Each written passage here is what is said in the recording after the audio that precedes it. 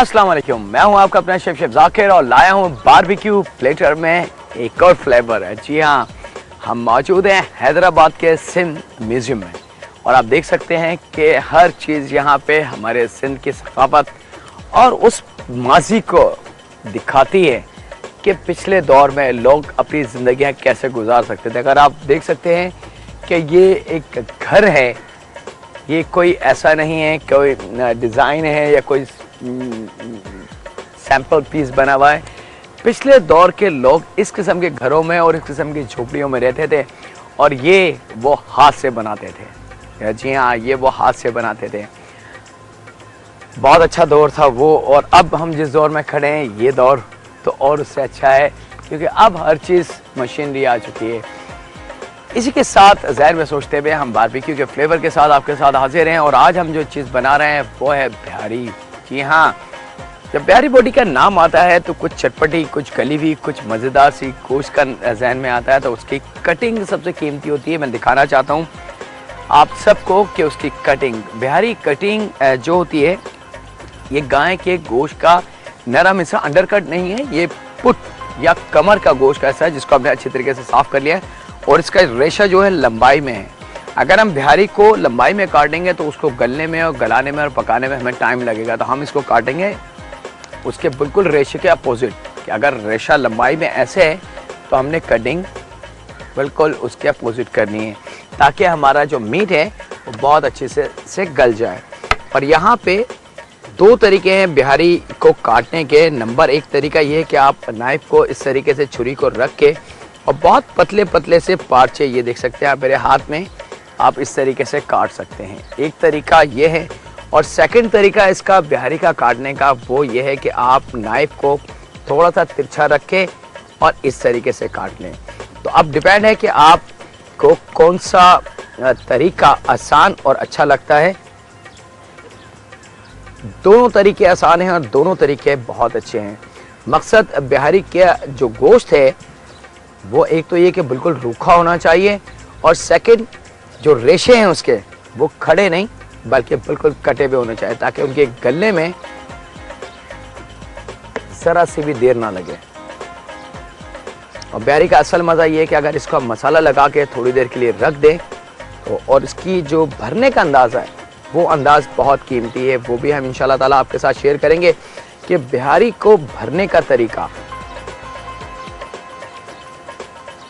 शाम हो चुकी है, जल्दी जल्दी से हम कोशिश कर रहे हैं कि इसको कंप्लीट करके आपको दिखा दें।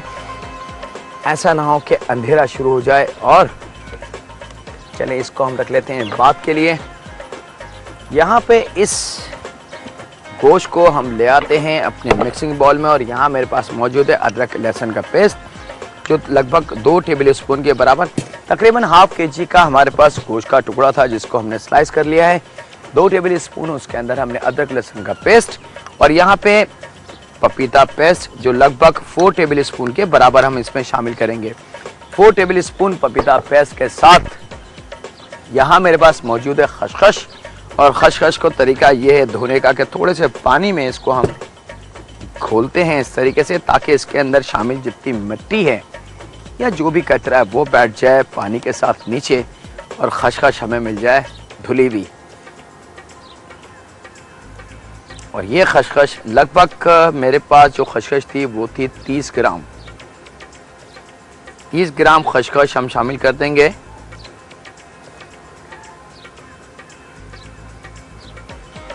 अपने इस बिहारी के गोश्त के साथ बिल्कुल आखिर की खसखस इस्तेमाल ना करें क्योंकि उसमें सारी मिट्टी बैठ चुकी होती है। जी हाँ, इसमें तकरीबन 30 ग्राम के बराबर में खसखस मौजूद थी, वो हमने शामिल कर दिए। और साथ ही इसको आप दे देते हैं मसाले का फ्लेवर यानी कि नमक। नमक आप जायके के हिसाब से कम या ज़्यादा रख सकते हैं, ये आपकी मर्ज़ी है। और उसके बाद बारी आएगी इसके अंदर थोड़ी सी स्पाइसी की। याद रखें कि बिहारी जो है वो थोड़ी सी स्पाइसी होती है, तो 2 टेबल स्पून से थोड़ी सी ज़्यादा हम लेंगे इसके अंदर। तकरीबन 2.5 टेबल स्पून आप जहन में रख लें। 2.5 टेबल स्पून के बराबर हमने मिर्ची पाउडर इस्तेमाल करा और 1 टेबल स्पून के बराबर हम इसमें शामिल करेंगे हल्दी पाउडर। और साथ में हमारे पास यहाँ पे मौजूद है 1 टेबल स्पून के बराबर गरम मसाला पाउडर ये शामिल हो जाएगा।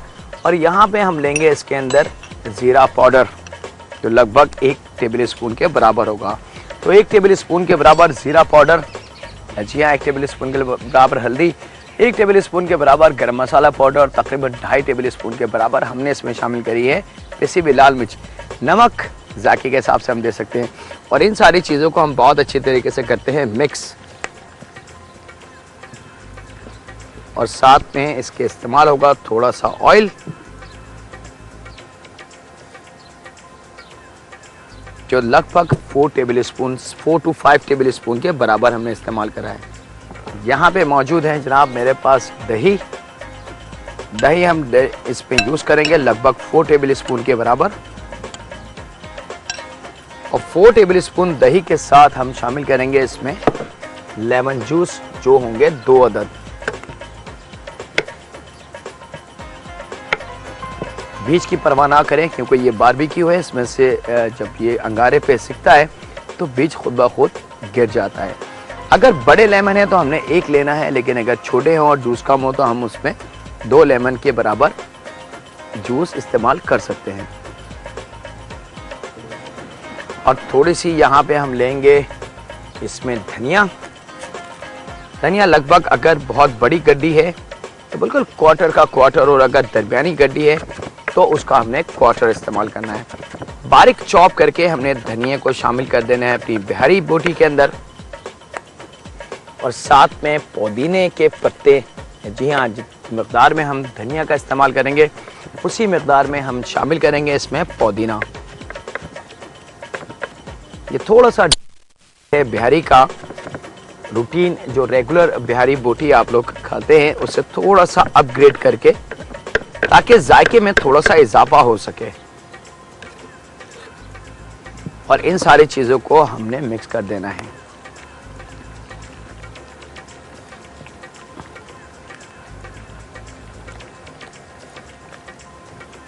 इसको हम रखते हैं लगभग कुछ देर के लिए ताकि पपीता अपना अमल कर सके, मसाले का फ्लेवर इसमें आ सके। तो क्यों ना इस मौके में मिलने आपसे एक छोटी सी इजाज़त, यानी एक ब्रेक की। कहीं मजा आएगा, इंशाल्लाह मुलाकात करते हैं बारबेक्यू प्लेटर में चंद लम्हों के बाद।